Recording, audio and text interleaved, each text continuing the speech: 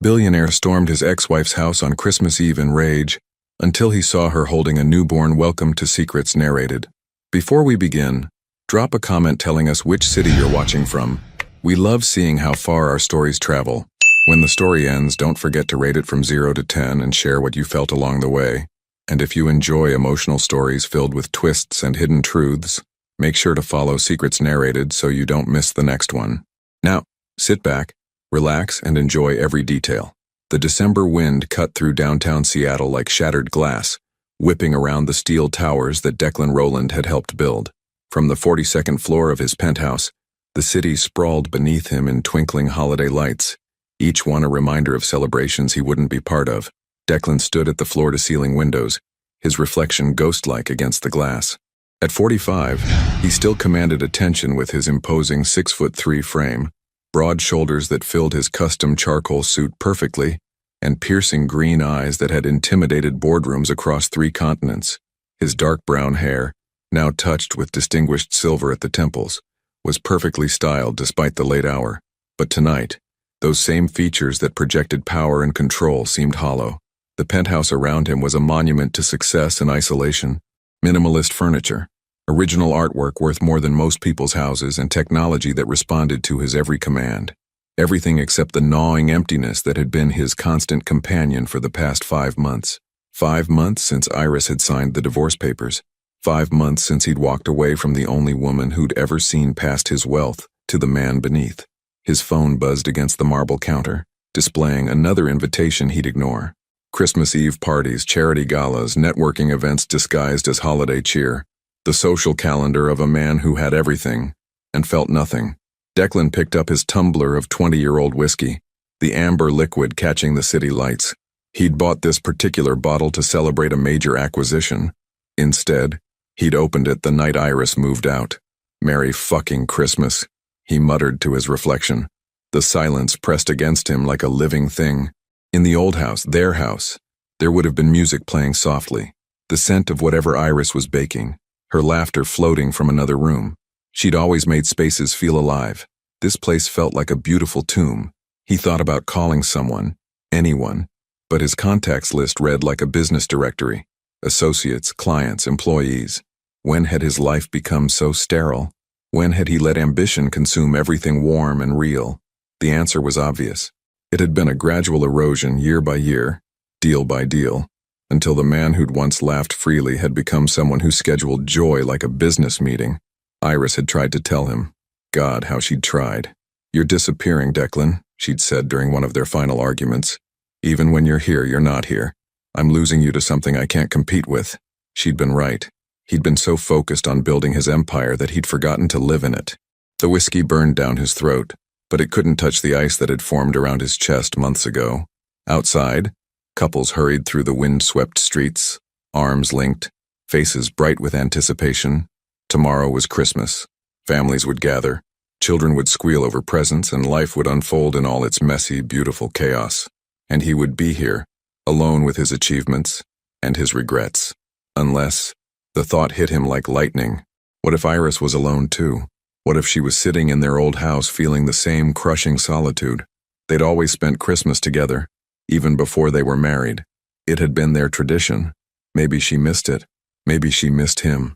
His heart began to race, hope and desperation tangling in his chest. Before he could second-guess himself, Declan was moving, grabbing his keys, his coat. The rational part of his mind whispered warnings, but he shut it down. For once, he wouldn't overthink. For once, he'd follow his instincts. The elevator ride to the garage felt endless. His hands shook as he started the Aston Martin, the engine's purr doing nothing to calm his nerves. Seattle's streets blurred past as he drove toward the house they'd shared, toward the woman he'd never stopped loving. 20 minutes later, he pulled into the familiar driveway. The house looked smaller than he remembered, more modest than his current fortress of steel and glass. But it looked like home in a way his penthouse never would. Warm light glowed from the windows, and something in his chest loosened. She was here. Maybe this wasn't such a crazy idea after all. Declan walked to the front door, his breath visible in the cold air. His hand hesitated over the doorbell. What would he say? How did you apologize for throwing away the best thing in your life? Before he could decide, his finger pressed the button. Footsteps approached from inside. soft and familiar. The door opened, and there she was, Iris. Even exhausted and in old clothes, she was the most beautiful thing he'd ever seen. Her long auburn hair fell in loose waves around her shoulders, framing a face that belonged in Renaissance paintings. Those warm brown eyes that had always seen straight through his walls looked up at him with surprise and something else. Something guarded. "Declan?" Her voice was hoarse with fatigue. "What are you doing here?" He opened his mouth to speak, but no words came. She looked thin, too thin, with dark circles under her eyes that spoke of sleepless nights and worry. This wasn't the reunion he'd imagined. He started, then stopped. Behind her, he caught a glimpse of the living room he knew so well, but something was different. There were baby things scattered around. Blankets, tiny clothes, a car seat. His blood went cold. "Is someone here?" The question came out sharper than he'd intended. Iris's face went pale and she stepped back slightly. "Declan, you should go." But he was already pushing past her, his heart hammering against his ribs. If she'd moved on, if there was another man, if she'd started a family without him. The living room was exactly as he'd expected, and nothing like he'd feared. There was no other man, no romantic dinner setup, no signs of a new relationship. There was something infinitely more shocking. Iris stood behind him holding a baby.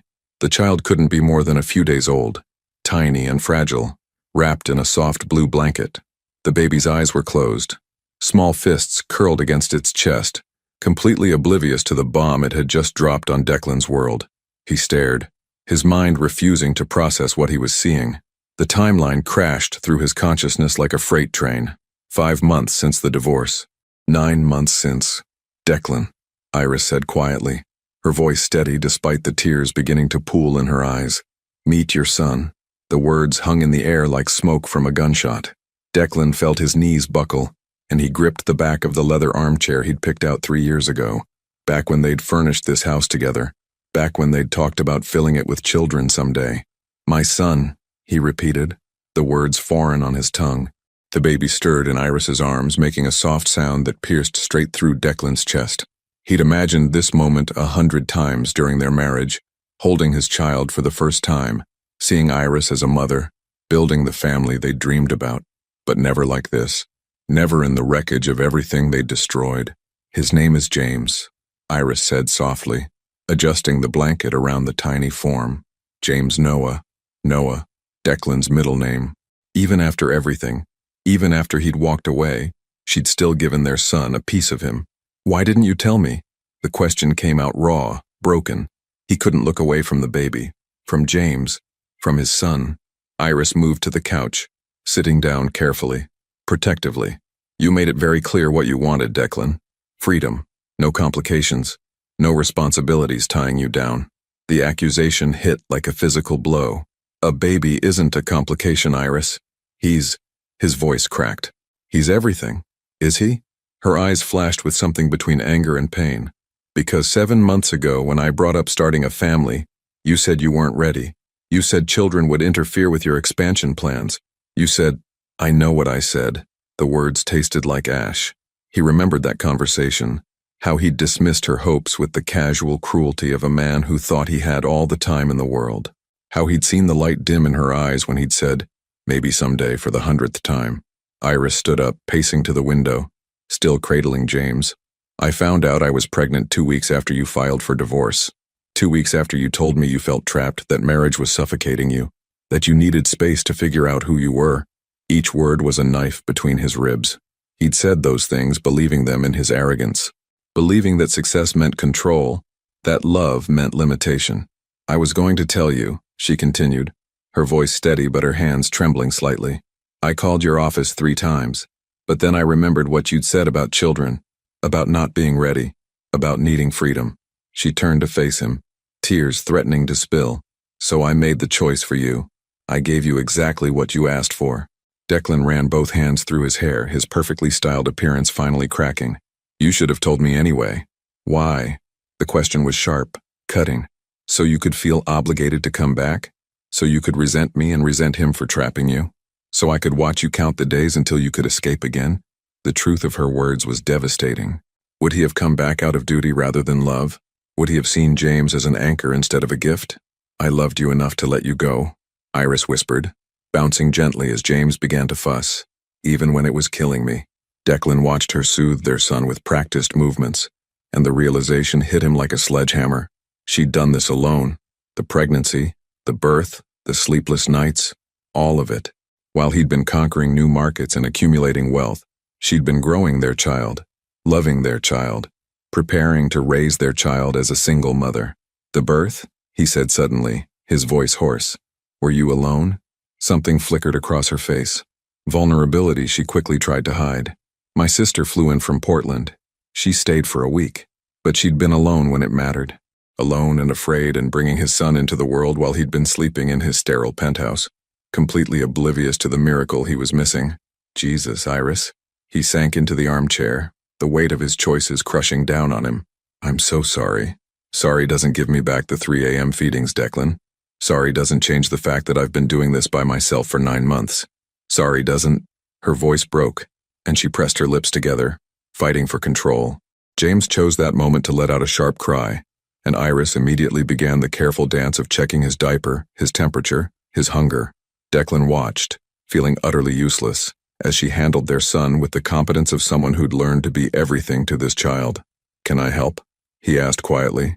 She looked at him with something that might have been amusement if it weren't so painful. Do you know how to change a diaper? He didn't. He'd built a multi-billion-dollar company from nothing, negotiated deals that shaped entire cities, commanded rooms full of powerful men with a gesture, but he couldn't change his own son's diaper. I could learn, he said. Everything isn't a business deal you can master with determination, Declan. But her voice had lost some of its edge. Some things require time, patience, being present even when it's inconvenient. The words stung because they were true. How many times had he promised to be somewhere for her, only to cancel for a meeting that couldn't wait? How many moments had he sacrificed for achievements that felt hollow now? James's crying intensified, and Iris moved toward the kitchen. He's hungry. I need to... Breastfeeding? Declan asked, then immediately felt stupid for asking something so obvious. Yes. She paused at the kitchen doorway. You don't have to stay for this. But he found himself following her anyway, drawn by a magnetism he couldn't explain. This was his family. Broken, complicated, maybe irreparable, but his. The kitchen was smaller than his penthouse kitchen, but infinitely warmer. Iris had always been able to make spaces feel lived in, loved. She settled into the window seat they'd built together during their 2nd year of marriage, where she used to sit with her coffee and watch the sunrise. I used to picture this, he admitted, standing awkwardly by the counter. You feeding our baby in this exact spot. Iris looked up, and for a moment her carefully maintained walls cracked just slightly. I know. I remember. The silence stretched between them, filled with the soft sounds of James nursing and the weight of all their broken dreams. Outside, snow had begun to fall, dusting the yard where they'd once planned to build a swing set. What happens now? Declan asked finally. Iris didn't answer immediately. When she did, her voice was tired, infinitely tired. Now you go back to your life and I continue building mine. Nothing has to change. Everything has already changed, he said fiercely. I have a son, Iris. I have a son, and I've already missed the first week of his life. You've missed more than that. The words were quiet, but they landed like grenades. You missed feeling him move for the first time. You missed the ultrasound where we found out he was a boy. You missed my water breaking at 2 in the morning and the 12 hours of labor that followed. You missed his first breath, his first cry, the moment they placed him on my chest. Each missed moment was a wound, deep and permanent. Declan felt something breaking inside his chest, something that had been cracked for months, finally shattering completely. I can't change that, he said, his voice barely above a whisper. God help me, I can't change any of that. But I'm here now. Iris looked down at James, now sleeping peacefully in her arms. For how long this time? The question hung between them like a blade. Declan stared at Iris, at the doubt written across her face, and felt something fierce and desperate clawing at his chest. Forever, he said, the word coming out with more conviction than he'd felt about anything in years. I'm here forever. Iris's laugh was soft and bitter. You said that about our marriage too. The blow landed exactly where she'd aimed it. Declan flinched, but he didn't retreat. I was different then. I was selfish, ambitious, convinced that your career mattered more than anything else. She shifted James to her shoulder, patting his back gently. What's changed, Declan? What's really changed? Everything. The words screamed through his mind, but he couldn't find a way to make her believe it. How did you prove transformation to someone you'd already failed? Let me stay tonight, he said suddenly. Christmas Eve. Let me stay and help with him. Let me learn. Declan, please. The word came out broken, raw. I know I have no right to ask. I know I've already lost the privilege of being here. But give me one night to show you that I can be different. That I can be what you both need. Iris studied his face for a long moment, and he held his breath. Outside, the snow was falling harder now, painting the world in pristine white. A blank slate. A fresh start. One night, she said finally. But the moment he cries and you head for the door, the moment you check your phone for emails, the moment you make this about your schedule instead of his needs, you leave, and you don't come back. Understood. As if summoned by their conversation, James began to fuss again, his tiny face scrunching in distress. Iris stood, automatically moving into the rhythm of motherhood, checking his diaper, feeling his forehead, making soft, soothing sounds. He's been cluster feeding, she explained, exhaustion heavy in her voice. He eats every hour and a half, sometimes more. The pediatrician says it's normal for newborns, but it means I haven't slept more than 2 hours at a stretch since we came home from the hospital. Declan watched her handle their son with practiced ease, and the gulf between them felt insurmountable. She knew James's cries, his needs, his patterns. Declan knew nothing. Teach me, he said quietly. She glanced at him, surprise flickering across her features. What? Teach me how to hold him, how to know what he needs. I want to learn everything. For a moment, Iris just stared at him. Then carefully she extended James toward him. Support his head. Always support his head. Declan's hands trembled as he took his son for the first time.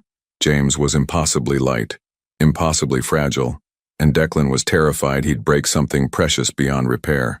The baby's eyes opened, unfocused but alert, and Declan felt his entire world tilt on its axis. Hi, he whispered, his voice thick with emotion. Hi, James. I'm your dad. James made a soft sound, and Declan's eyes filled with tears he didn't try to hide. This was his son, his child, a perfect tiny human being who shared his DNA, his future, his name. He looks like you, Iris said softly, settling beside him on the couch. Same eyes, same stubborn chin. Declan couldn't speak. The weight of James in his arms was nothing compared to the weight of realization crushing down on him. This was what mattered. Not deals, not acquisitions, not the empire he'd built. This tiny person who depended on him completely. I've been such an idiot, he managed finally. Yes, Iris agreed simply. You have. They sat in silence for a while, watching James discover his own fingers, his eyes gradually focusing on Declan's face. The grandfather clock in the corner chimed 11, 1 hour until Christmas Day. He's going to need a diaper change soon, Iris said. Are you ready for the real test? Declan nodded, though he felt anything but ready. When James began to squirm, Iris guided him through the process, laying out the changing mat, removing the soiled diaper, cleaning carefully with warm wipes. Declan's hands were clumsy, unsure, but he didn't give up. Like this? He asked, fumbling with the tiny diaper tabs. A little tighter. If it's too loose, you'll have a blowout, and trust me, you don't want that at 3 a.m. The domestic intimacy of the moment caught them both off guard. For just an instant, they weren't a divorced couple navigating impossible circumstances. They were parents, working together to care for their child. There, Iris said, as Declan successfully secured the diaper. Not bad for your first try. Pride swelled in his chest. Ridiculous and overwhelming. He'd closed billion-dollar deals without feeling half as accomplished as he did from changing one tiny diaper. What else? He asked eagerly. What else can I learn? Over the next hour, Iris walked him through the basics. How to swaddle James when he was fussy. How to recognize the difference between his hungry cry and his tired cry. How to warm a bottle if she'd pumped milk. How to hold him during tummy time. Declan absorbed every detail like his life depended on it. Because in a way, it did.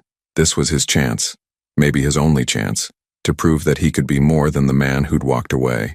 As midnight approached, James grew increasingly fussy. Nothing seemed to soothe him. Not feeding, not changing, not swaddling. Iris tried everything, her own exhaustion making her movements sluggish. I don't know what's wrong, she said, tears of frustration starting to gather. He was fine all day and now.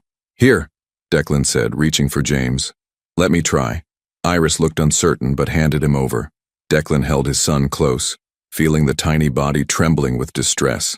Instinctively, he began to walk, bouncing gently, humming under his breath, an old song his own mother had sung to him decades ago. Slowly, miraculously, James began to calm. His cries softened to whimpers, then to quiet breathing. Within minutes, he was asleep against Declan's chest. Iris stared in amazement. "How did you—" "I've been trying for 20 minutes. "I don't know," Declan admitted, afraid to move and wake the baby. Maybe he just needed to know his dad was here. The words hung in the air, heavy with possibility and hope. For the first time since he'd arrived, Iris looked at him without walls, without armor. She looked at him like she used to, like he was capable of being the man she'd fallen in love with. "The song," she said quietly. "What were you humming?" "Something my mother used to sing. I barely remember the words, but the melody." He trailed off, struck by the connection. 3 generations, linked by something as simple as a lullaby. "I want him to know things like that," Iris said, her voice soft with longing. "I want him to know where he comes from. Both sides." "He will," Declan promised, adjusting his hold on the sleeping baby. "I'll make sure he knows everything." They made their way to the nursery, a room that had once been Declan's home office, now transformed with soft blues and yellows, a crib that looked like a cloud, and toys that waited patiently for tiny hands to discover them. "I did this myself," Iris said, following his gaze around the room. "Painted, assembled the furniture, hung the mobile. I kept thinking you might call, might want to help, but I was too proud and too stupid to check on you." The admission tasted like poison. "I told myself you were better off without me, that I was giving you what you wanted. What I wanted was my husband back," Iris said quietly. "The man I married. The one who used to bring me coffee in bed and dance with me in the kitchen and talk about our dreams like they were possible. I'm still here," Declan said desperately. "That man is still here. I just forgot him for a while." Iris touched the mobile above the crib, setting the tiny airplane spinning slowly. "People don't just change overnight, Declan. Especially not people like you. You've been building walls around yourself for so long. I'm not sure you remember how to live without them." Carefully, with infinite tenderness, Declan placed James in his crib. Their son stretched briefly, then settled into deeper sleep, one tiny fist curled against his cheek. "Then help me remember," Declan said, turning to face her. "Help me tear them down." Christmas morning arrived with the soft gray light of dawn filtering through the nursery curtains. Declan woke from the armchair where he'd insisted on sleeping, close enough to help if James needed anything, far enough to give Iris space. His neck ached from the awkward position, but he'd never slept better. The house was quiet, peaceful in a way his penthouse had never been. He could hear Iris moving around in the kitchen, the gentle sounds of someone trying not to wake a sleeping baby. The scent of coffee drifted upstairs, rich and inviting. James stirred in his crib, making the soft mewling sounds that Declan was already learning, meant he'd be awake soon. Declan stood carefully, his body protesting after a night in the chair, and leaned over the crib. "Good morning, little man," he whispered. "Merry Christmas." James's eyes fluttered open, unfocused but alert. For a moment, father and son simply looked at each other, and Declan felt that same overwhelming surge of love that had nearly brought him to his knees the night before. "Let's go find your mom," Declan murmured, carefully lifting James from the crib. He was getting more confident with the motion, though his heart still raced every time he supported that fragile little head. Downstairs, Iris was standing by the kitchen window, steam rising from her coffee mug as she watched the snow continue to fall. She'd changed into a soft red sweater that brought color to her pale cheeks, and her hair was pulled back in a loose bun. She looked young, beautiful, and heartbreakingly tired. "How long has he been awake?" she asked without turning around. "Just now. I think he's hungry." She nodded, setting down her mug and reaching for James. As their hands brushed during the transfer, Declan felt the familiar spark that had always existed between them, the one he'd been too proud to acknowledge, too busy to nurture. "I made coffee," Iris said, settling into the window seat to feed James. "Your old mug is on the counter." Declan found the mug, navy blue with "World's Okayest Husband" printed in white letters. Iris had given it to him as a joke on their first anniversary, but he'd used it every morning for 3 years. Seeing it now, clean and waiting, felt like a small miracle. "You kept it," he said softly. "I kept a lot of things." Her voice was matter-of-fact, but there was something underneath, a vulnerability she was trying to hide. Muscle memory, I guess. Hard to break old habits. Declan poured his coffee, adding cream the way he always had, and joined her by the window. The yard was blanketed in pristine snow, unmarked except for the delicate tracks of birds searching for food. It looked like a Christmas card, perfect and peaceful. I used to picture this, Iris said quietly, following his gaze. Christmas morning with our baby, you making pancakes while I fed him, opening presents together, building traditions. The pain in her voice was almost unbearable. We still could, Declan said. It doesn't have to be too late. Iris looked down at James, who was nursing contentedly, his tiny hand curled against her breast. Do you remember what you said the last time we talked about having children? Declan's stomach clenched. He remembered, but he wished he didn't. You said children were a luxury you couldn't afford yet, Iris continued. You said you needed to secure the European contracts first, establish the Asian markets, build a foundation strong enough to support a family. You made it sound like a business plan. I was trying to be responsible. You were trying to control everything. Her eyes met his, and the hurt there was fresh as an open wound. You wanted to schedule our baby like a board meeting, pencil in fatherhood between quarterly reports. The accusation stung because it was true. He had wanted to plan everything, control every variable, ensure their child would be born into a world he'd perfected.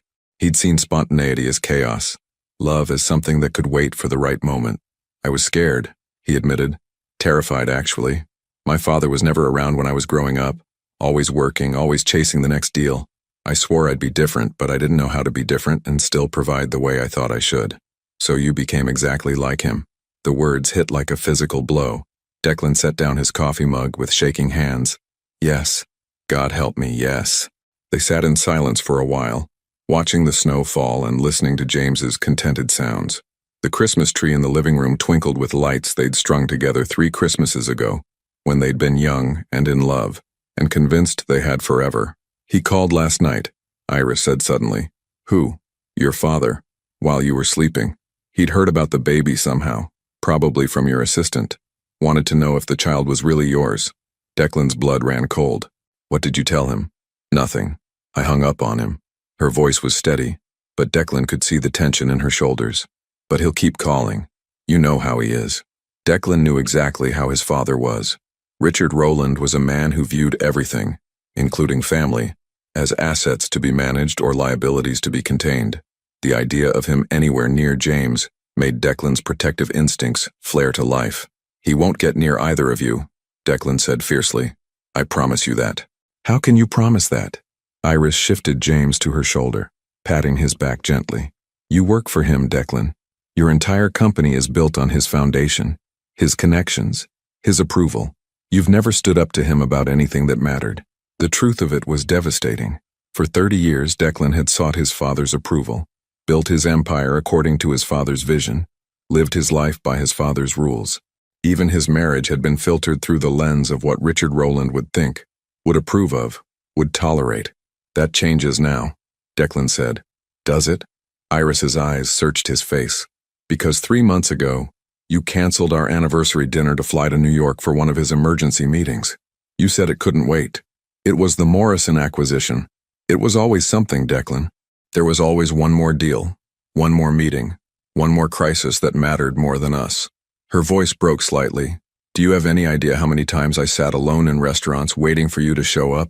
How many times I explained to friends why my husband wasn't at dinners or parties or events that mattered to me?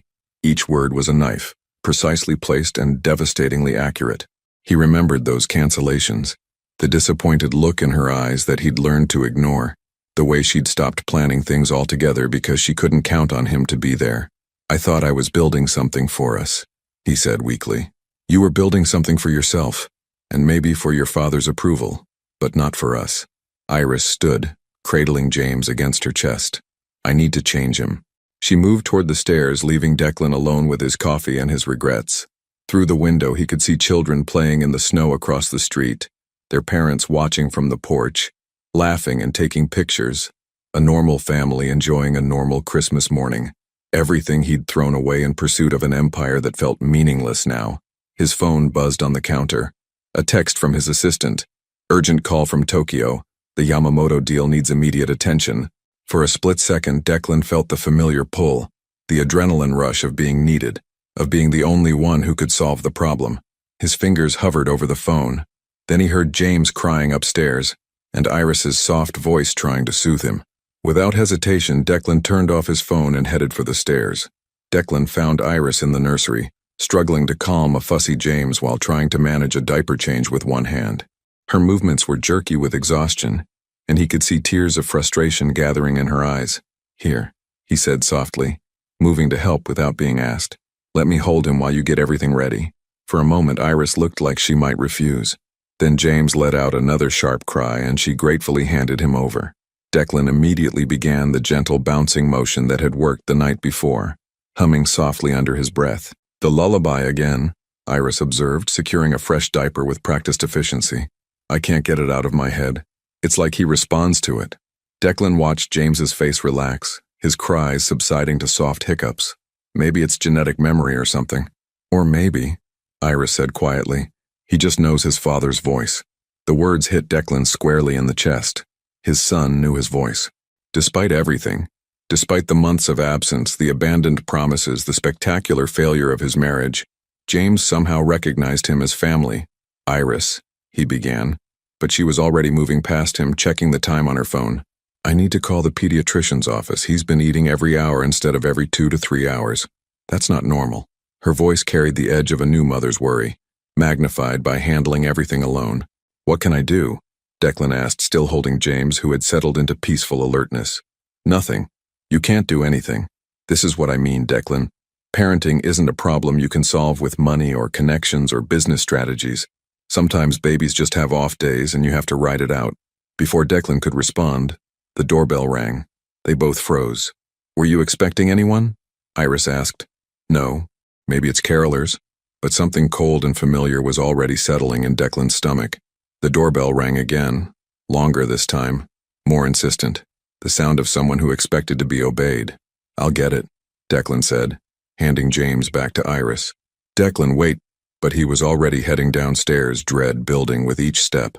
Through the front door's frosted glass, he could make out the silhouette of a tall man in an expensive coat, a man who commanded attention wherever he went. Declan opened the door, and Richard Rowland swept into the house like a winter storm. At 72, Richard was still an imposing figure, silver-haired, immaculately dressed in a cashmere coat that probably cost more than most people's cars. He carried himself with the absolute authority of a man who'd never been told no. His pale blue eyes surveyed the modest foyer with barely concealed disdain. "Father?" Declan's voice was carefully neutral. "This is unexpected, is it? My son disappears on Christmas Eve, doesn't answer his phone, abandons crucial business on the most important deal of the quarter. What did you expect?" Richard's gaze swept the living room, taking in the modest furnishings, the baby supplies scattered around. "So this is where you've been hiding?" "I'm not hiding. You're making a fool of yourself." Richard's voice cut through Declan's words like ice. "Do you have any idea what the Yamamoto deal is worth? What we stand to lose while you're playing house?" $37 million, Declan said quietly. "I know exactly what it's worth." "Then you know that your little domestic drama can wait until after we've secured our position in the Asian markets." Richard moved further into the room, his presence making everything feel smaller, shabbier. "Get your things. We have a flight to catch." "No." The word hung in the air between them. Richard's eyebrows rose slightly, the only indication of surprise he ever allowed himself to show. "Excuse me?" I said no. Declan could hear movement upstairs. Knew Iris was listening to every word. "I'm not leaving." "Don't be ridiculous, Declan. Whatever this woman has told you, whatever claims she's making, we can handle it quietly. Financially. There's no need for you to—" "She's not making claims." Declan's voice was getting dangerous, a warning Richard was too arrogant to heed. "She's the mother of my son. Allegedly." The single word was like a match to gasoline. 30 years of swallowed resentment, of seeking approval from a man incapable of giving it, of prioritizing business over everything that mattered. It all erupted at once. "Get out," Declan said, his voice deadly quiet. "Don't be dramatic. We'll order a paternity test, settle whatever financial obligations exist, and move on. This doesn't have to complicate. Get out of this house." Richard studied his son with the cold calculation of a predator sizing up prey. "You're not thinking clearly. The stress of the situation, the holidays. I understand. But you're letting emotion cloud your judgment. That's not the son I raised. You're right, Declan said, stepping closer to his father. The son you raised would already be in the car, choosing your approval over his family. The son you raised would prioritize a business deal over holding his newborn child. The son you raised would abandon the people he loves for the promise of more money, more power, more of your conditional affection. Something flickered across Richard's face. Anger, maybe, or disappointment. You sound like your mother. The comparison hit its intended target. Declan's mother had died when he was 15, worn down by years of trying to compete with Richard's empire for his attention. She'd loved Declan fiercely, but she'd also been lonely, isolated, relegated to the margins of her husband's life. Good, Declan said. She was the only one of us who had her priorities straight. Your mother was weak, Richard said coldly, and weakness is what killed her. Emotional thinking, prioritizing feelings over facts, choosing sentiment over success. She chose love, Declan shot back. Something you never understood. Richard's laugh was sharp and humorless. Love doesn't pay for houses like this. Love doesn't build companies. Love doesn't secure futures. I gave you everything, Declan. Education, opportunities, a foundation most men would kill for. And you're throwing it away for what? A woman who couldn't even bother to tell you she was pregnant? Because I gave her every reason to believe I didn't want children. The words exploded out of Declan. Years of suppressed truth finally breaking free. Because I was so busy being your son that I forgot how to be her husband. Footsteps on the stairs interrupted them. Iris appeared, carrying James, her face pale but determined. She'd heard everything, Declan realized. Every brutal word of his father's assessment, every revelation of his own failings. Richard's gaze fixed on James with the clinical interest of someone evaluating a business proposition. So this is the child. This is your grandson, Iris said quietly, her voice steady despite the tension radiating from her body. We'll see about that, Richard replied dismissively. The casual cruelty of the words hit Declan like a physical blow. This was what he'd been trained to become. A man who could look at an innocent child and see only potential complications, financial obligations, problems to be managed. James Noah Rowland, Declan said, his voice carrying across the room like a declaration of war. Born December 15th, 7 pounds 3 ounces. Your grandson, my son, and if you can't accept that with respect and love, then you have no place in his life. Richard's mask of control slipped slightly. You're choosing them over your own blood? I'm choosing family over business, something you never learned to do. The silence that followed was deafening. Richard looked between Declan and Iris, his pale eyes calculating odds, measuring losses, determining his next move. Finally, he reached into his coat and withdrew an envelope. Your access to company funds has been suspended, he said, placing the envelope on the coffee table. Your company credit cards have been canceled. Your apartment lease, which the company holds, will be terminated at the end of the month. If you want to play house, you'll do it without my resources. Declan felt something break free in his chest. Not just anger, but relief. Pure, overwhelming relief. Perfect, he said. I never wanted your money anyway. I wanted your approval, and that was my mistake. Richard straightened his coat, his expression returning to its customary coldness. You'll come crawling back within a month. They always do. He moved toward the door, then paused, looking back at Iris. When he leaves, and he will leave, call my office. We'll arrange something appropriate. The door closed behind him with a quiet click that sounded like the end of an era. Declan stood in the sudden silence, staring at the envelope his father had left behind. His entire financial foundation gone. His company, probably destroyed. His future, uncertain. He'd never felt freer in his life. The silence in the room was deafening. Declan stared at the closed door, his father's parting words echoing in his mind like a curse. Behind him, he could hear James making soft baby sounds, blissfully unaware that his existence had just cost his father everything he'd spent 15 years building. Declan, Iris's voice was barely a whisper. What did you just do? He turned to face her, and the expression on her face made his chest tight. She looked terrified, not of his father's threats, but of what Declan had just sacrificed. I chose you, he said simply. I chose both of you. Iris sank into the armchair, holding James close. You chose us? Declan, you just lost everything. Your company, your money, your apartment. My father's company, his money, his apartment. Declan moved toward them, kneeling beside the chair so he was at eye level with her. None of it was ever really mine. I was just a very well-paid employee pretending to be a son. But your life, your career, my career was building other people's dreams, with my father's approval as the only reward. Declan reached out hesitantly, touching James's tiny hand. This is the only thing I've ever built that actually matters. Iris shook her head, tears spilling down her cheeks. You don't understand. I've been doing this alone because I had to, not because I wanted to trap you into poverty. I never wanted to take everything away from you. You didn't take anything from me. You gave me everything. Declan's voice was fierce with conviction. Do you think I care about losing money when I gained a son? Do you think any deal, any acquisition, any business success could compare to watching James fall asleep in my arms?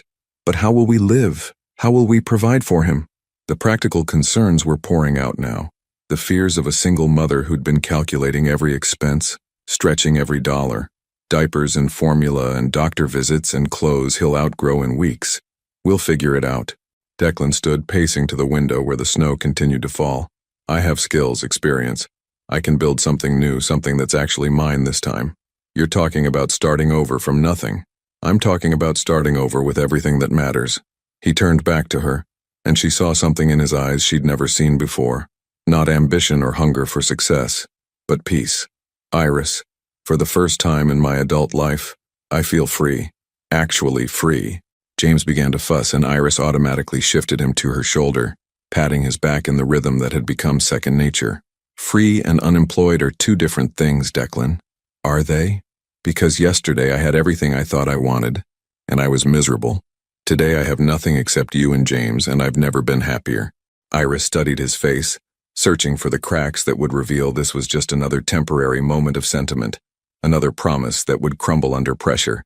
Your father was right about one thing. This won't be easy. Love doesn't pay bills.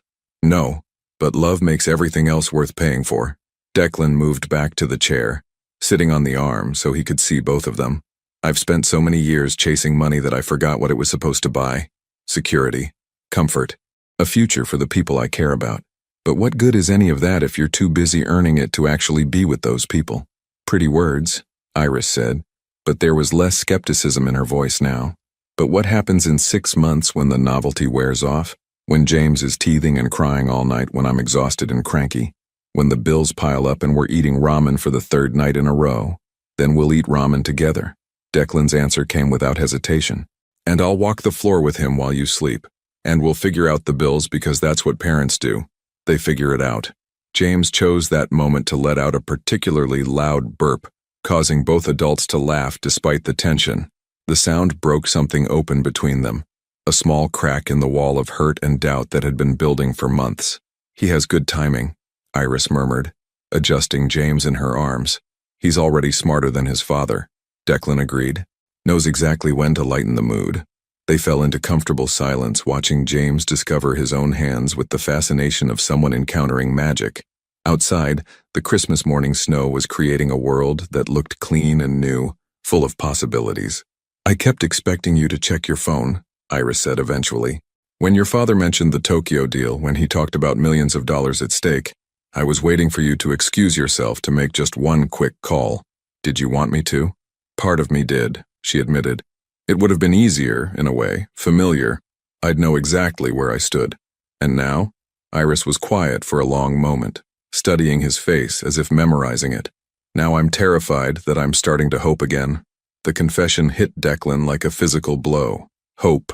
Such a simple word, but he knew how much it had cost her to allow it back into her heart after everything he'd put her through. I'm terrified too, he said softly, but not of hoping. I'm terrified of screwing this up again. You will screw up, Iris said matter-of-factly. Parenting is 90% screwing up and 10% blind luck. The question is whether you'll stick around to figure it out or disappear when it gets hard. I'm not disappearing. Declan reached out, covering her hand with his. Ever. I don't care if I have to work construction or flip burgers or start a company from our kitchen table. I'm not leaving you to do this alone. Your father will try to destroy you, Iris warned.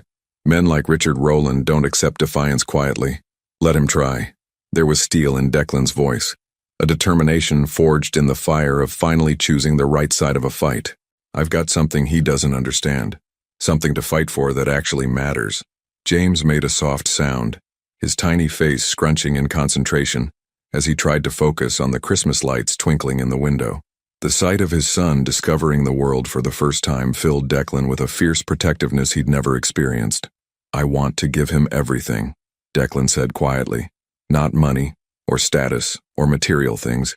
I want to give him a father who shows up, who keeps promises, who chooses family over everything else every single time." "That's all any child really needs," Iris replied. "To know they're the priority. Then he'll have it."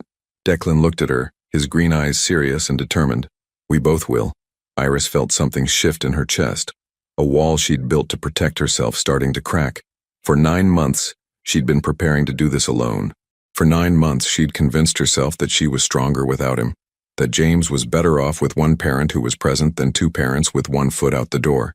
But watching Declan hold their son, seeing the way he looked at James like he was witnessing a miracle, it was everything she'd dreamed of during those long, lonely months of pregnancy. "The guest room," she said suddenly. "You can stay in the guest room, for now, while we figure things out." Declan's smile was like sunrise after the longest night. "For now? One day at a time, Declan. That's all I can promise right now. One day at a time is enough," he said, and meant it. "It's more than enough." Outside, church bells began to chime, marking Christmas morning officially begun. Inside, a small family sat together in the quiet aftermath of a life-changing decision, watching snow fall and feeling something like hope take root in the space between them. It wasn't perfect, it wasn't guaranteed, but it was real, and it was theirs. And for the first time in either of their lives, that felt like everything. 2 weeks into January, Declan had developed a routine that would have been unrecognizable to his former self. Up at 5:30 for James's early feeding, coffee made the way Iris liked it waiting for her when she stumbled downstairs, diaper changes handled without being asked, and his laptop open on the kitchen table by 7. Building something new from nothing. The guest room had become his temporary office, though he spent most nights in the nursery anyway, sleeping in the recliner so he could handle the midnight feedings. Iris had protested at first, insisting she could manage, but exhaustion had eventually won over pride. "You don't have to prove anything," she'd said on his 3rd night of volunteer duty. "Yes, I do," he'd replied simply, and something in his voice had stopped her from arguing. Now, watching him expertly swaddle James while simultaneously reviewing contracts for his fledgling consulting firm, Iris was beginning to believe that maybe, this version of Declan was real. "The Morrison Group called back," Declan said, securing the swaddle with practiced ease. "They want to meet next week about the infrastructure project in Portland." Iris looked up from her laptop, where she'd been researching daycare costs and trying not to panic about her own return to work in 6 weeks. "That's the 3rd potential client this week. Word travels fast in this industry. Apparently telling Richard Rowland to go to hell is good for business." Declan's grin was sharp, satisfied. "Turns out a lot of people have been waiting for someone to stand up to him. And you're okay with that? Being known as the son who defied his father?" Declan settled James in his bouncy seat where their son could watch the winter sunlight streaming through the windows. "I'd rather be known as the father who chose his son." The words still hit Iris unexpectedly. Even after 2 weeks of watching him live up to them, she'd spent so many months building walls around her heart that learning to hope again felt like learning to walk after a long illness. Tentative, uncertain, but stronger each day. Her phone rang, interrupting the peaceful morning routine they'd developed. She glanced at the screen and felt her stomach drop. "Who is it?" Declan asked, reading her expression. "My lawyer." Iris answered the call with trembling fingers. "Hello, David." Declan could only hear her side of the conversation, but her face told him everything he needed to know. Color drained from her cheeks, her free hand clenched into a fist, and her voice became carefully controlled in the way it did when she was fighting panic. "I see. When? How long do we have to respond?" A longer pause, during which Iris closed her eyes and took a shuddering breath. "Yes, I understand. We'll be there." She hung up and sat in silence for a moment, staring at the phone like it might explode. "Iris, what's wrong?" "Your father." Her voice was hollow, defeated. "He's filed for emergency custody of James." The words hit Declan like a physical blow. "What?" "He's claiming that I'm an unfit mother who hid a pregnancy from the father, and that you're in an unstable mental state due to your recent break from reality." Iris's laugh was bitter, broken. "Apparently abandoning a lucrative career for fatherhood is evidence of psychological instability." Declan felt rage building in his chest, white hot and consuming. He can't do this. He has no legal standing. He has money, Declan. Unlimited money and the best lawyers it can buy. And we have, she gestured around the modest kitchen, at the baby supplies crowding the counters, at their careful budget spreadsheets. We have good intentions and a 2-week-old relationship. We have the truth. The truth is that we're divorced parents trying to reconcile while living on your startup income and my maternity leave. Iris stood, pacing to the window with jerky, anxious movements. The truth is that I kept the pregnancy secret, that you abandoned your established career, that we're essentially strangers trying to co-parent a newborn. We're not strangers. Aren't we? She whirled to face him, tears threatening. 2 weeks ago you didn't even know James existed. 6 months ago you walked out of our marriage because you felt trapped.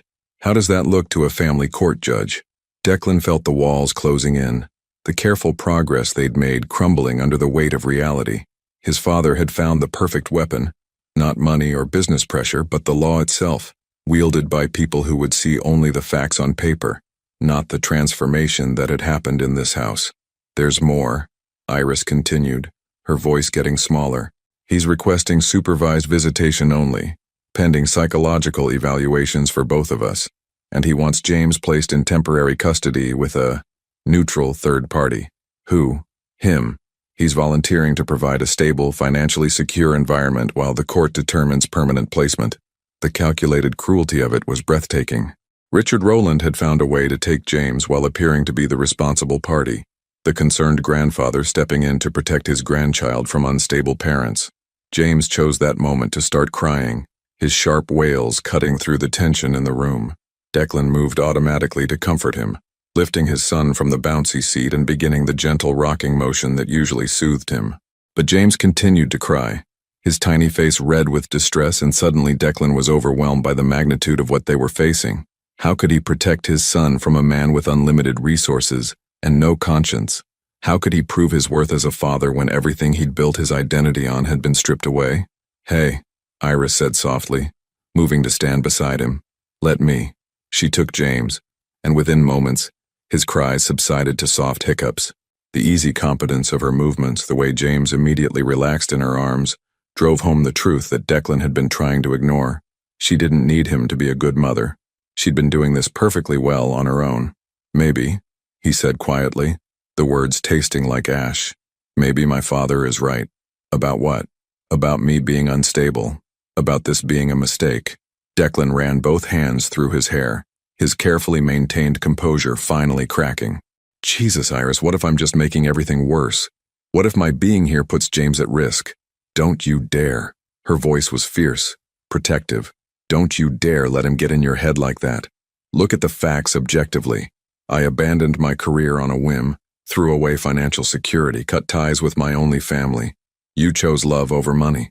You chose your son over your father's approval. You chose to be present instead of absent.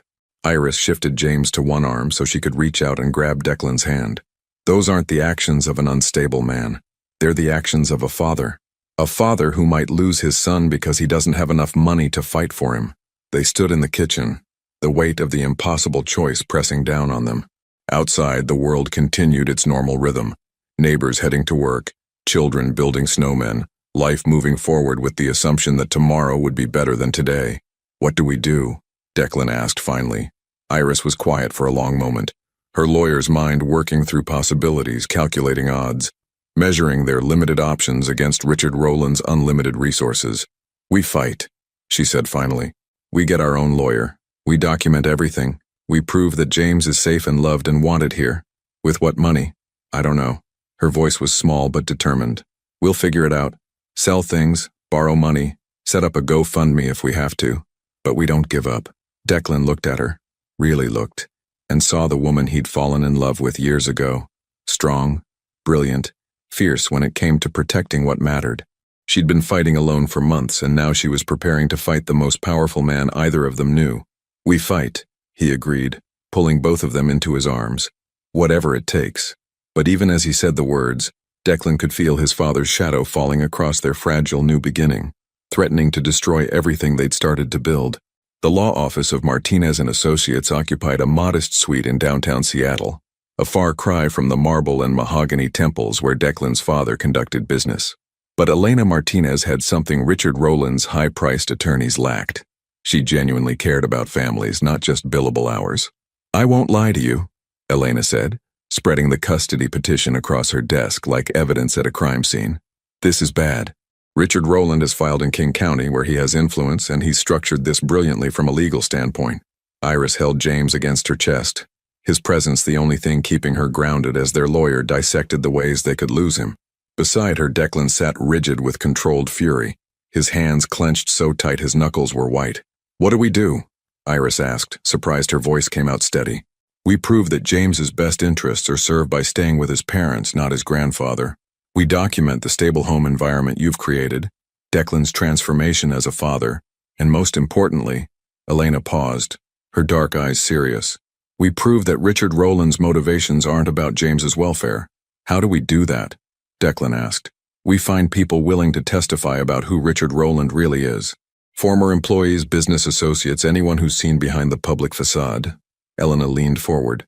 "I've been researching him since you called. The man has enemies, Declan. Powerful ones who might be willing to help. My father doesn't leave loose ends," Declan said grimly. "Anyone who could hurt him has already been neutralized or bought off. Maybe not everyone." Elena pulled out a thick file. 3 years ago, Rowland Industries acquired a family-owned construction company in Portland. The acquisition was aggressive, hostile takeover, family forced out. Patriarch had a heart attack during the legal proceedings. Iris felt something cold settle in her stomach. He died, survived, but barely. The family lost everything. Their company, their legacy, their patriarch's health. Elena's voice was carefully neutral.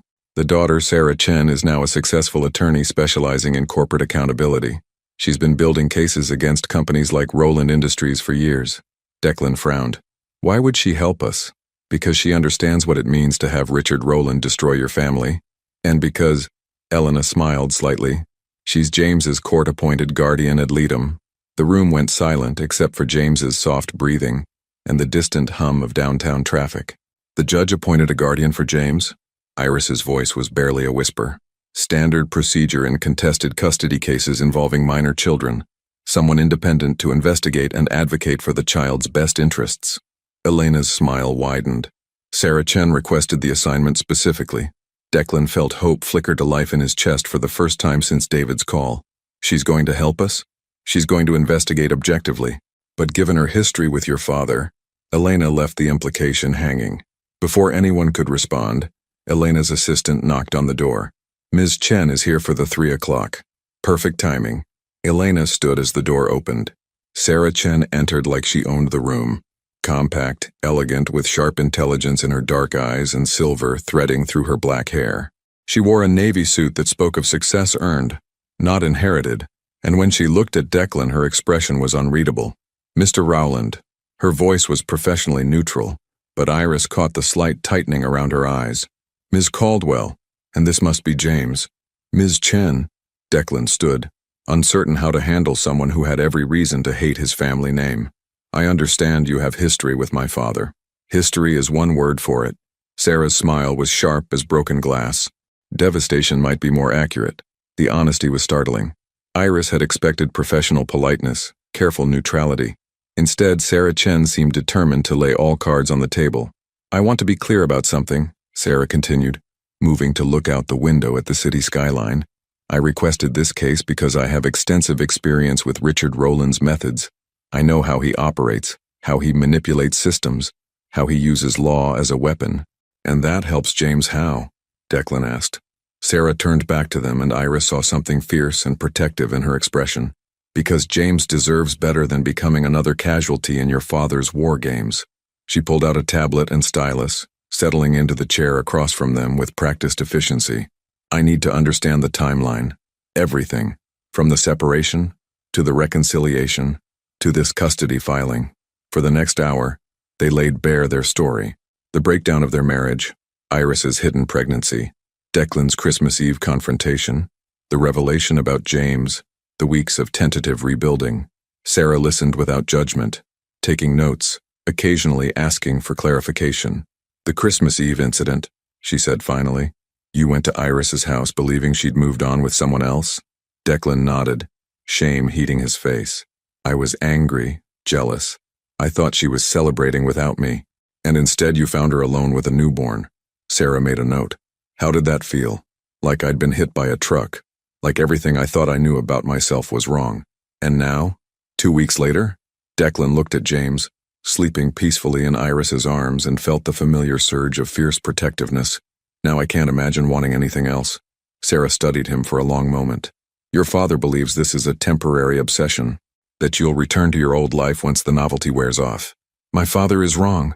Prove it." The challenge hung in the air between them. Sarah Chen wasn't going to take anything at face value. Not Declan's transformation, not Iris's forgiveness, not their fragile new beginning. "How?" Iris asked. Sarah stood gathering her materials with brisk efficiency. "I'm going to spend the next 2 weeks investigating everyone involved in this case. I'll interview neighbors, employers, medical professionals, anyone who can speak to James's current living situation and his parents' capabilities." She paused at the door, looking back at them with something that might have been sympathy. "But I'll also be investigating Richard Rowland, his motives, his methods, his fitness as a potential guardian." Her smile was cold and satisfied. "And unlike most people who cross him, I have nothing left for him to take away." After Sarah left, the 3 adults sat in stunned silence. Outside, Seattle's afternoon bustle continued, oblivious to the legal battle brewing in the modest office above. "She's going to help us," Iris said finally, though she sounded like she was trying to convince herself. "Maybe." Elena gathered the scattered papers. "Or maybe she'll decide James really would be better off with his grandfather's resources." "She won't," Declan said with quiet certainty. "She knows what my father does to families. She won't let him do it to ours." But even as he said the words, Declan felt the weight of the coming investigation. 2 weeks for Sarah Chen to decide James's future. 2 weeks to prove that love was enough to overcome money, that transformation was possible, that family could be rebuilt from the ashes of mistakes. 2 weeks to save everything that mattered. Iris reached over and took his hand, her fingers intertwining with his. "Whatever she finds, we face it together." "Together," Declan agreed, holding both his son and his wife's hand like lifelines. But as they left the office and stepped into the Seattle afternoon, Declan couldn't shake the feeling that his father's shadow was following them, waiting for the moment when their fragile unity would crack under pressure. The investigation week felt like living under a microscope. Sarah Chen moved through their lives with clinical precision, interviewing neighbors, observing their daily routines, documenting every interaction between Declan, Iris, and James. She arrived unannounced at 7 in the morning to witness feeding time, stayed through dinner to observe bedtime routines, and somehow managed to be both invisible and omnipresent. "She's like a ghost," Iris whispered on Thursday morning, watching Sarah take notes from the corner of the living room as Declan changed James's diaper. "I keep forgetting she's there. Then I turn around, and there she is, writing everything down." "Good," Declan said, lifting James into his arms with practiced ease. "Let her see everything. The midnight feedings, the laundry disasters, the way you sing to him when he's fussy. Let her see what a real family looks like." But even as he said the words, Declan felt the weight of performance. Were they being genuine, or were they unconsciously playing roles for an audience that held James's future in her hands? The line between authenticity and desperation had blurred beyond recognition. Sarah approached them, tablet in hand. "I need to ask about your business, Declan. The consulting firm you've started." "Rowland Strategic Solutions," Declan said, the name still feeling strange on his tongue. "Infrastructure consulting for mid-sized development projects. Revenue projections? Conservative estimates put us at breaking even by month 6, profitable by year 1. Declan handed James to Iris and pulled out his laptop. "I have 3 confirmed contracts, with 2 more pending. It's not the empire I left behind, but it's sustainable." Sarah studied the financial projections with the intensity of an auditor. "These clients, they know about your situation with your father?" "Most of them. Word travels fast in this industry." "And they're comfortable working with someone who's essentially been disowned by Richard Rowland?" Declan's smile was sharp. "Satisfied. They're thrilled to work with someone who's finally free of Richard Rowland."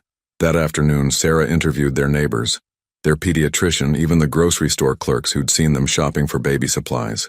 She was building a case, piece by methodical piece, and Iris found herself holding her breath every time someone disappeared into Sarah's rented office space downtown.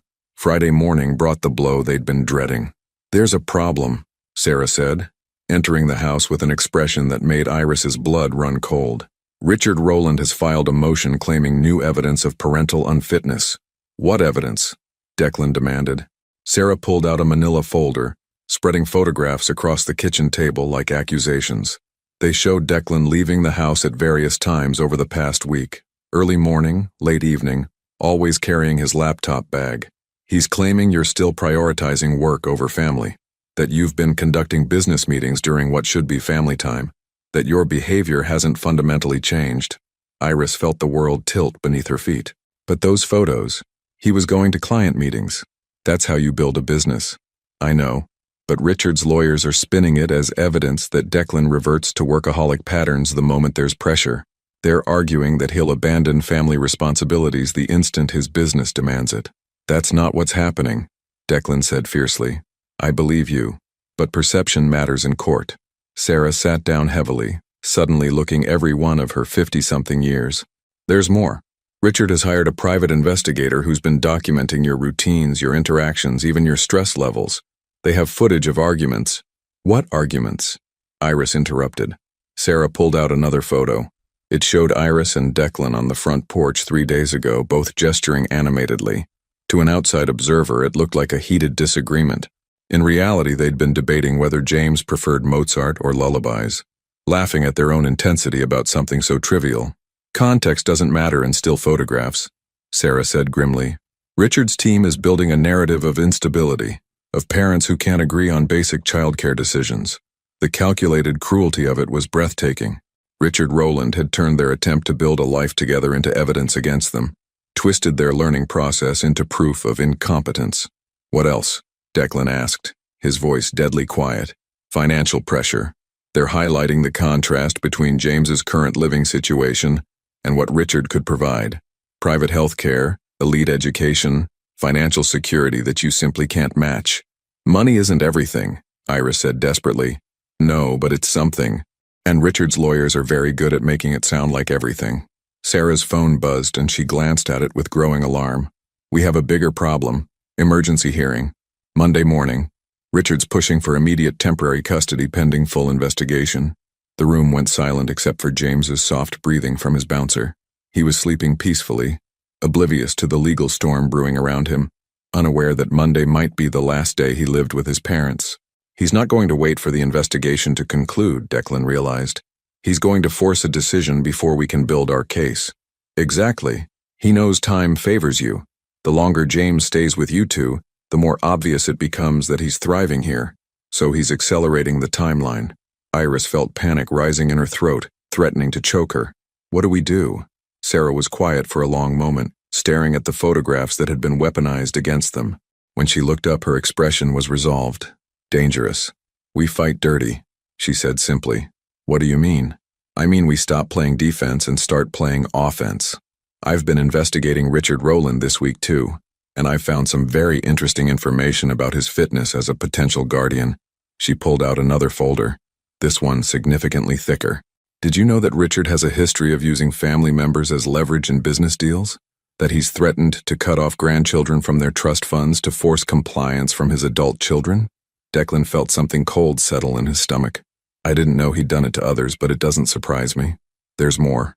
Tax irregularities, environmental violations covered up through political connections, employees forced into NDAs after workplace incidents. Sarah's smile was sharp as a blade. Richard Rowland has spent decades building an empire on other people's silence, but some of those people are finally ready to talk. Will it be enough? Iris asked. It'll have to be, because Monday morning, we're going to present evidence that Richard Rowland isn't just an unfit guardian. He's a danger to any child in his custody. Sarah gathered the photographs, her movements sharp with determination. We're going to prove that his interest in James isn't about love or family. It's about control. That evening, after Sarah left to prepare for Monday's hearing, Iris and Declan sat in the nursery watching James sleep. The house felt different now, not like a haven they were building together, but like a fortress under siege. What if we lose? Iris whispered. We won't, Declan said, but his voice lacked conviction. But what if we do? What if Monday morning I have to watch them take him away? Declan pulled her closer, feeling the weight of everything they'd built threatening to collapse. Then we keep fighting. We appeal. We gather more evidence. We never stop fighting until he comes home. And if that takes years? The question hung between them like a blade. Years of legal battles, of supervised visitations, of watching James grow up in photographs instead of their arms. "Then we take it one day at a time," Declan said, echoing her words from that first night. "Just like you taught me." Outside, Seattle's winter night pressed against the windows, dark and uncertain. Inside, two parents held each other and their sleeping son, knowing that Monday morning would determine whether their family survived or shattered. In less than 3 days, they would face Richard Rowland in court, armed with love and determination against unlimited resources and ruthless strategy. The war for James's future was about to begin. The King County Courthouse felt like a cathedral of judgment, its marble columns and soaring ceilings designed to remind mortals of their place before the law. Declan sat beside Elena Martinez at the plaintiff's table, his hands clenched so tightly his knuckles were white. Behind him, Iris held James, their son blissfully unaware that his entire future hung in the balance of the next 2 hours. Across the aisle, Richard Rowland commanded attention even while seated. His legal team occupied an entire table, 5 attorneys in identical navy suits, each one probably costing more per hour than most people made in a month. Richard himself sat at the center like a general directing a war, his silver hair perfect, his expression coldly confident. He hadn't looked at James once. All rise for the Honorable Judge Patricia Williams. Judge Williams was a woman in her early 60s with steel gray hair and eyes that missed nothing. She'd spent 30 years on the family court bench, and her reputation for cutting through legal theatrics was legendary. "This is an emergency hearing regarding temporary custody of James Noah Rowland Caldwell, born December 15th, she began, her voice carrying clearly through the courtroom. "Mr. Harrison, you may present the petitioner's case." Richard's lead attorney was everything Declan expected, polished, articulate, and ruthlessly efficient. He painted a picture of unstable parents, questionable decisions, and a child at risk. "Your Honor, the evidence shows a pattern of reckless behavior from both parents. Mr. Rowland abandoned a lucrative, stable career on an emotional whim. Ms. Caldwell concealed a pregnancy for months, depriving the father of his parental rights during a crucial bonding period. Harrison clicked through a presentation that made their love story look like a cautionary tale. The photos of Declan leaving for business meetings became evidence of abandonment. Their animated discussion about music became proof of incompatibility. Furthermore, Harrison continued, Mr. Rowland has demonstrated a history of prioritizing personal desires over responsibility. His marriage failed because he was unable to balance professional and personal commitments. What evidence do we have that this pattern won't repeat itself? Each word was precisely placed, designed to wound. Declan felt Iris tense behind him, heard James make soft sounds that seemed impossibly loud in the formal courtroom. Mr. Rowland Sr. is offering a stable, financially secure environment with full-time professional childcare, educational opportunities, and the kind of security that simply cannot be replicated in the defendant's current situation. Harrison sat down with the satisfied expression of a man who just delivered a checkmate move. Elena stood, and Declan felt a flicker of hope. She might not have Richard's resources, but she had something his team lacked: genuine passion for the truth. Your Honor, opposing counsel would have you believe that love is a luxury this child cannot afford. They want you to ignore the evidence of your own eyes, that James is thriving with parents who are present, engaged, and completely devoted to his welfare. She gestured to Sarah Chen, who rose from the gallery. The court-appointed guardian ad litem has spent 2 weeks investigating this family. Ms. Chen, what did you observe? Sarah moved to the witness stand with the confidence of someone who'd been preparing for this moment her entire career. Your Honor, I observed parents who have restructured their entire lives around their son's needs. Mr. Rowland handles night feedings without being asked, has learned infant care from scratch, and shows genuine joy in parenting tasks that many fathers avoid. And Ms. Caldwell is an exceptional mother who made the difficult decision to protect her child from what she perceived as an unwelcoming environment. Her decision to raise James alone wasn't vindictive, it was protective. Harrison stood to object, but Judge Williams waved him down. Continue, Ms. Chen. I've also investigated Mr. Richard Rowland's fitness as a potential guardian. Sarah's voice grew sharp. Dangerous. What I found was disturbing. She pulled out a thick folder. Mr. Rowland has a documented history of using family members as leverage in business disputes. In 2019, he threatened to disinherit his nephew unless the nephew's father sold his company to Rowland Industries at below market value. Murmurs rippled through the courtroom. Richard's expression remained impassive, but Declan caught the slight tightening around his eyes. In 2020, he cut off his sister-in-law's medical insurance when her husband refused to support a controversial real estate development. Sarah's voice was gaining strength. And in 2021, he attempted to have his own brother declared mentally incompetent to gain control of family trust assets. Objection, Harrison called. Relevance?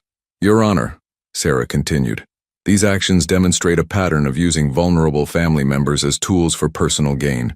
What guarantee do we have that James wouldn't become another pawn in Richard Rowland's business empire?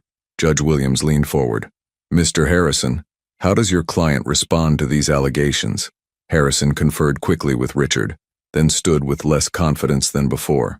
These are business disputes taken out of context, Your Honor. Mr. Rowland's professional decisions have no bearing on his capacity as a grandfather, don't they? Elena stood, pulling out her own folder.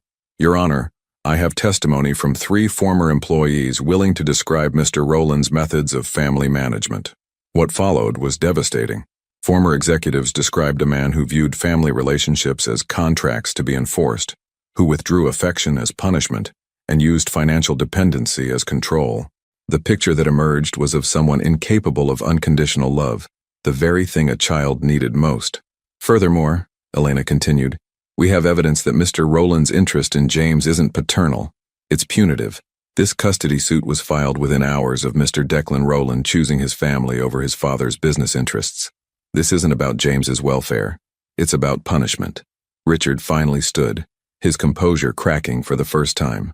Your Honor, I object to this character assassination. You're not an attorney, Mr. Rowland, Judge Williams said sharply. Please sit down. But Richard remained standing, his pale eyes fixed on his son. Declan, this is your last chance. Come home, resume your responsibilities, and we can resolve this privately. The courthouse went dead silent. Even James seemed to hold his breath. Declan stood slowly, feeling the weight of 30 years of seeking his father's approval, 30 years of believing that love had to be earned through achievement and obedience. No, he said quietly. Excuse me? I said no. Declan's voice grew stronger. I'm not coming home because this is my home, my family, my choice. He turned to face his father fully, and Iris saw something she'd never seen before. Declan looking at Richard Rowland as an equal, not a supplicant. You want to know what I've learned in the past month? I've learned that being a father isn't about providing financial security. It's about being present. It's about choosing your child's needs over your own ego, their happiness over your ambitions. Declan stepped closer to Richard, his voice carrying to every corner of the courtroom. You never learned that. You treated me like an employee, Mom like a business partner, our family like a subsidiary of your empire, and I was becoming you, until James gave me the chance to be better. You're throwing away everything I built for you. I'm building something you never could. Declan interrupted. A family based on love, not leverage. And I'm protecting my son from becoming another casualty of your need to control everything you touch. Richard's mask finally slipped completely, revealing the cold fury beneath. You'll regret this, both of you. When reality hits and you can't provide for that child, then we'll figure it out together, Declan said firmly. Because that's what families do. Judge Williams rapped her gavel sharply. That's enough. Mr. Rowland, Sr., return to your seat or I'll have you removed. Richard sat slowly, his pale eyes promising retribution. Judge Williams reviewed her notes for several long minutes while the courtroom held its collective breath. Finally, she looked up. I've heard enough. The petition for emergency custody is denied. Iris felt her knees buckle with relief. Behind her, she heard someone in the gallery, probably Sarah, let out a quiet, yes. Furthermore, Judge Williams continued, I'm dismissing the entire custody case. The evidence shows that James is in a loving, stable home with parents who are committed to his welfare above all else. Mr. Richard Rowland's motivations appear to be punitive rather than protective, which disqualifies him from consideration as a guardian. She rapped her gavel once more. Case dismissed. The courtroom erupted in subdued celebration from their side. Angry whispers from Richard's team. Declan felt Iris's arms around him, felt James pressed between them, and realized he was crying. They'd won. Their family had survived. As they gathered their things to leave, Richard approached one final time. His legal team had already dispersed, his confidence shattered. This isn't over, he said quietly, his voice carrying the promise of future warfare. Yes, it is, Declan replied, holding his wife and son. For the first time in my life, it really is. Richard Rowland walked away alone, his empire intact but his family lost forever. Outside the courthouse, Seattle's February sunshine felt like benediction. They had won more than a legal case. They had won the right to build their future on their own terms, with love as their foundation instead of fear as their motivation. James chose that moment to smile, his first real, unmistakable smile, and both his parents knew they'd made the right choice. 18 months later, the house on Maple Street had transformed from a place of refuge into a true home. Children's toys scattered across the hardwood floors, finger paintings decorated the refrigerator, and the sound of laughter filled rooms that had once echoed with uncertainty. Through the kitchen window, Seattle's summer sunshine illuminated a backyard where a wooden swing set stood beneath the old oak tree, exactly where Iris had always imagined it would be. Declan pushed James on the baby swing, their 18-month-old son squealing with delight at each gentle arc. At this age, James was pure joy in motion, chubby legs kicking, dark hair catching the light, green eyes sparkling with his father's intelligence and his mother's warmth. He babbled constantly now, a mix of real words and excited nonsense that his parents translated as easily as any language. "Higher, Daddy," James demanded, though it came out as higher, Dada. "Higher it is, buddy," Declan laughed, giving the swing another gentle push. From the back porch, Iris watched her husband and son with a contentment she'd never thought possible. Declan had kept every promise he'd made that Christmas Eve. He'd learned to braid hair, useful for when James went through his phase of wanting ponytails, mastered the art of negotiating with a toddler, and somehow managed to build a thriving business while never missing bedtime stories. Rowland Strategic Solutions now employed 12 people and had offices in 3 cities. But Declan's definition of success had fundamentally changed. He measured wealth in James's first words, profitable quarters in family vacations, and return on investment in his son's laughter. "Mama, Mama, look!" James spotted Iris and began an elaborate wave that nearly sent him tumbling from the swing. "I see you, baby," Iris called back, her heart full. At 31, she'd grown into motherhood like she was born for it. The exhausted, overwhelmed woman of 18 months ago had been replaced by someone confident, radiant, and deeply happy. She was also 6 months pregnant. They'd announced it to James the week before by giving him a Big Brother t-shirt. He'd worn it everywhere since, including to bed, telling anyone who'd listen about baby sister, with the pride of someone sharing classified information. "Daddy, baby sister swing too?" James asked, pointing at Iris's rounded belly. "Not yet, buddy. She needs to grow a little more first." "How much more?" "About this much," Declan said, holding his hands apart to indicate a few inches. James considered this seriously, then nodded with the gravity of a child accepting an important responsibility. "I help. You'll be the best big brother ever," Declan assured him, lifting James from the swing for a hug that turned into an impromptu wrestling match on the grass. Iris joined them, settling carefully onto the blanket they'd spread beneath the oak tree. This had become their Sunday afternoon tradition. Family time in the backyard, no phones, no work, just the 3 of them being together. "Sarah called this morning," Iris said, watching Declan show James how to make grass whistles. She wanted to check in. Sarah Chen had become an unexpected friend over the past 18 months. Her investigation had sealed their victory in court, but her support had continued long after the legal case ended. She'd been James's honorary aunt, a trusted advisor, and living proof that some battles were worth fighting. "How's the new case going?" Declan asked. "She's taking on another corporate giant. Apparently our win gave her some credibility with families who've been waiting years to speak truth to power. Good for her." Declan's smile was fierce, proud. Sarah's crusade against corporate bullies had become legendary, and each victory felt like justice for her own family's suffering. "She also said something interesting," Iris continued. "Richard's company lost 3 major contracts this quarter. Apparently word about his management style has been spreading." Declan felt a familiar twist in his chest at mention of his father. Richard had made good on his promise to make their lives difficult, using his influence to block potential clients, spread rumors about Declan's instability, and generally wage war through business channels. But something unexpected had happened. Instead of destroying Declan's reputation, Richard's attacks had backfired spectacularly.